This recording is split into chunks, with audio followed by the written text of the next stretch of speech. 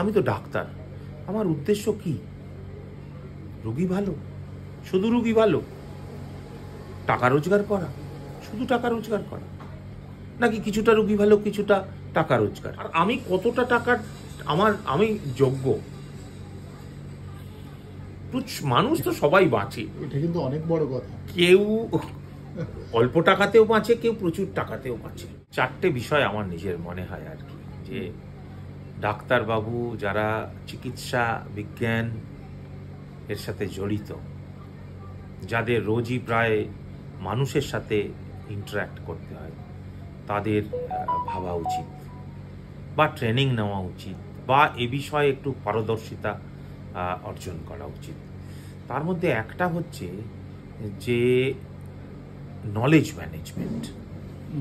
আমার এই যে জ্ঞান, আমি এই যে এতদিন পড়াশোনা করেছি, কেউ 10 বছর পড়েছে, কেউ 15 বছর পড়াশোনা করেছে, তার সাথে আমি রুগীকে এবার সেই জ্ঞানের প্রয়োগ কতটুকু, কিভাবে, কখন, এবং সেটা রুগীর উপকারে লাগবে। উদ্দেশ্য কিন্তু রুগীর ভালো, আর কিচ্ছু না। দ্বিতীয়ত হচ্ছে মানি ম্যানেজমেন্ট।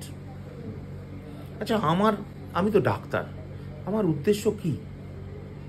রুগী ভালো, শুধু রুগী ভালো, টাকা রোজগার করা, শুধু টাকা রোজগার করা, নাকি কিছুটা রুগী ভালো কিছুটা টাকা রোজগার, নাকি আমি বিরাট বস, অনেক জানি, সেটাকে প্রতীয়মান করা? কি, এটা পরিষ্কার হওয়া উচিত। চারিদিকে নানা ধরনের প্রলোভন, এর মধ্যে রুগীদের দিকে টার্গেট করে চিকিৎসা ব্যবস্থা সম্পূর্ণ, আমি সবসময় বলি এটা হচ্ছে রুগী কেন্দ্রিক ব্যবস্থা। তাহলে আমাকে কখন রুগীদের দিকে তাকাতে হবে, কখন আমি ছেড়ে দেবো অফিসটা, ভাবতে হবে তো, মানি ম্যানেজমেন্ট নিঃসন্দেহে। আর আমি কতটা টাকার আমি যোগ্য? মানুষ তো সবাই বাঁচে, এটা কিন্তু অনেক বড় কথা। কেউ অল্প টাকাতেও বাঁচে, কেউ প্রচুর টাকাতেও বাঁচে। আমি আমাকে কোন জায়গায় রাখছি?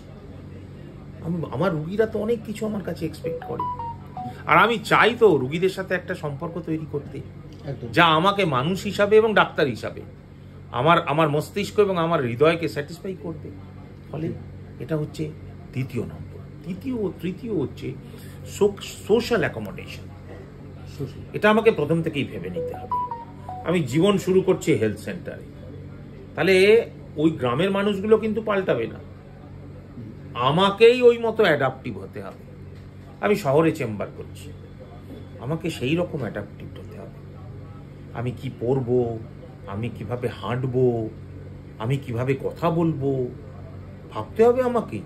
দরকার হলে গ্রামের মানুষ যে টোনে কথা বলে সেটা আমার মধ্যে ইন্টারনালাইজ করতে হবে। আমি পুরুলিয়ার হেলথ সেন্টারে আছি, তাহলে আমার বাচনভঙ্গি এবং শব্দচয়ন মানুষের কাছাকাছি নিয়ে যেতে হবে, তবেই তো মানুষ উপকার পাবে। চতুর্থত আর একটা খুব বড় আমার নিজের বক্তব্য, সেটা হচ্ছে ওভারঅল হোলিস্টিক্যালি সেলফ ম্যানেজমেন্ট। আমি একজন ডাক্তার, আমি একজন মানুষ, আমি বাবা, আমি ভাই, আমার কাছে সোশ্যাল রেসপন্সিবিলিটি আছে, বাড়ির রেসপন্সিবিলিটি আছে। আচ্ছা, মাঝরাতে আমাকে এমন একটা পেশেন্ট বিরক্ত করলো যে আমাকে দেখায় না, দেখবো না? আচ্ছা, ঘুমের ভান করে শুয়ে থাকবো, নাকি বাড়িতে বলে দাও কেউ নেই, নাকি আমি উঠে গিয়ে চলে যাব লোকটার বাড়িতে? এই যে নিজেকে নিয়ে ভাবা, সেলফ ম্যানেজ করা। আমার পাড়ার ছেলেদের অনেক ডিমান্ড আমার প্রতি, পুজো আসছে, আমি তো প্র্যাকটিস করি, ভাবতে হবে। আচ্ছা, বাড়িতে পুজোর সময় অনেক ডিমান্ড, দাদা রোজগার করে, যে নিজেকে নিয়ে ম্যানেজ করা, এবং সেটা এমন প্যালেটেবল ম্যানেজমেন্ট যে লোকে মনে করবে না এই ছেলেটা আমাদেরই ছেলে, এ ডাক্তারবাবু আমাদের ডাক্তারবাবু। আমার মনে হয় এর একটু ট্রেনিং হওয়া উচিত, বিশেষত জুনিয়রদের, যাতে তারা আরো ভালো, আরো সাকসেসফুল এবং আরো গ্ল্যামারাস হইতে চিকিৎসা বিজ্ঞানের প্রসার ঘটাতে পারে।